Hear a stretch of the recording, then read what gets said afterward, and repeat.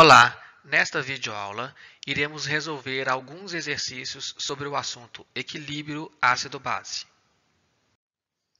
O primeiro exercício tem o seguinte enunciado: complete as equações a seguir e identifique os ácidos conjugados e bases conjugadas.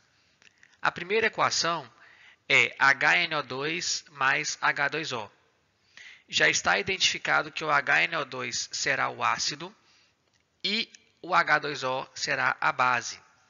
Lembrando que ácido, segundo a definição de Bronsted-Lowry, é a substância que doa H+, e base é a substância que recebe H+. Então, este será aquele que irá doar o H+, e a água será quem irá receber o H+. Após doar o H+, de que forma que ficaria o HNO2? Ele iria perder esse hidrogênio, então ele ficaria NO2, e como ele iria estar doando uma carga positiva, iria ficar um excesso de carga negativa com ele. Para a gente tentar entender melhor isso aqui, é o seguinte: o HNO2 não tinha excesso de carga, nem positiva nem negativa, ele estava neutro, não tinha nenhum sinal aqui no canto superior direito. Se ele está neutro, quer dizer que ele tem o mesmo número de cargas positivas e negativas. Vamos supor aqui que ele tenha, vamos imaginar aqui, 30 cargas positivas e 30 negativas, por exemplo. Se ele doou uma positiva, ele não tem mais 30 positivas, ele tem 29 positivas, mas ele continua com as 30 negativas. Então agora ele não tem o mesmo número de positivas e negativas, ele tem uma negativa a mais. E eu tenho que especificar isso aqui. Então eu tenho que colocar aqui o excesso de cargas negativas de uma negativa a mais. Então por isso que eu coloco esse negativo aqui. Ok? E o que aconteceu com a água depois que ela recebeu um H+? Ela vai ficar H3O+. Ela tinha 2 hidrogênios, agora tem um a mais. E ela recebeu uma carga positiva que eu explicitei ela aqui. Então, dessa forma, eu completei a equação. Agora, vamos identificar quem é o ácido conjugado e a base conjugada. O ácido conjugado será o H3O+. Ácido conjugado H3O+. Por quê? Se eu imaginar essa equação do lado contrário, o que vai acontecer? O H3O+, vai doar um H+, para o NO2 e aí ele voltará a ser H2O. E o NO2, depois de receber esse H+, ele volta a ser HNO2, porque essa equação ela vai nos dois sentidos. Então, o H3O+, teria o papel de doar o H+. E como a gente já disse, quem doa H+, é o ácido. Então, esse é o ácido conjugado. Consequentemente, o NO2- está recebendo o H+, do lado de cá da equação, então ele é a base conjugada. Então, deste lado aqui, nós temos os conjugados, ácido conjugado, base conjugada, e do lado de cá nós temos o ácido e a base, que não recebem o nome de conjugados. Ok? Vamos fazer os mesmos raciocínios na letra B, C e D, dessa vez eu vou fazer um pouco mais rápido. Ok? Então, aqui, o ácido é aquele que doa H+, então vai perder um hidrogênio e uma carga positiva, vai ficar na forma de HCOO-. Os ácidos orgânicos sempre terminam com COOH e o último H que é doado. Então, eu escrevo ele sem o último H, HCOO, e coloco a carga negativa.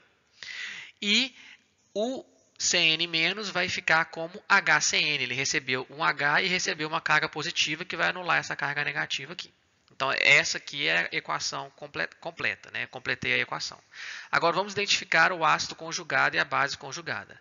O ácido conjugado é o HCN, porque ele vai doar um H+, e a base conjugada é o HCO-, que está recebendo o H+ do lado de cá. Então, ele é a base conjugada. Está identificado os dois aqui, então. Vamos para a letra C.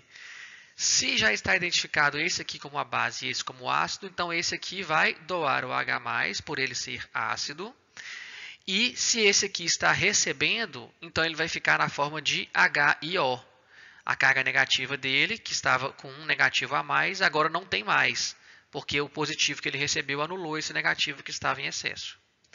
Esse H3O+, se transformou em H2O, porque ele perdeu um hidrogênio e perdeu a carga positiva que ele tinha. Então, completei a equação. Vamos identificar o ácido conjugado e a base conjugada. Esse é o ácido conjugado porque ele está doando H+, para se transformar em IO-. e a água é a base conjugada, porque ela está recebendo H+, para voltar a ser H3O+. Então, H2O é a base conjugada. Agora vamos para a letra D. Se esse aqui já está identificado como ácido, então é ele que vai doar o H+ para o OH-. Então, o OH-, depois de receber o H+, ele vai se transformar em H2O, porque ele vai ter 2 hidrogênios e a carga negativa dele vai ser anulada. Agora, esse H2BRO, depois que ele doou o H+, ele vai ficar só com um H, vai ficar HBRO-. Certo? Então, quem vai ser aqui o meu ácido conjugado? O H2O, porque ele doou o H+, para ele voltar a ser OH-, e o HBRO- está recebendo o H+, para voltar a ser H2BRO. Então, ele será a base conjugada. Okay? Então, percebam que esse aqui e esse aqui, que são o ácido, eles se transformam nisso e nisso. Aquilo que eles se transformaram será a base conjugada. E quem era a base se transforma nisso e nisso. Aquilo que eles se transformaram será o ácido conjugado. A mesma coisa acontece do lado de cá. Entendido? Então, terminamos o exercício 1. Vamos passar agora para o próximo exercício. O número 2 é: escreva a equação da constante de acidez para os ácidos abaixo. Então, temos 4 ácidos. Vamos escrever as constantes de acidez, que é o Ka. Como que eu escrevo a constante de acidez? A constante de acidez é a concentração dos produtos sobre a concentração dos reagentes. Mas, para mim saber quem são os produtos e quem são os reagentes, eu tenho que fazer uma equação química do ácido doando o próton para a água.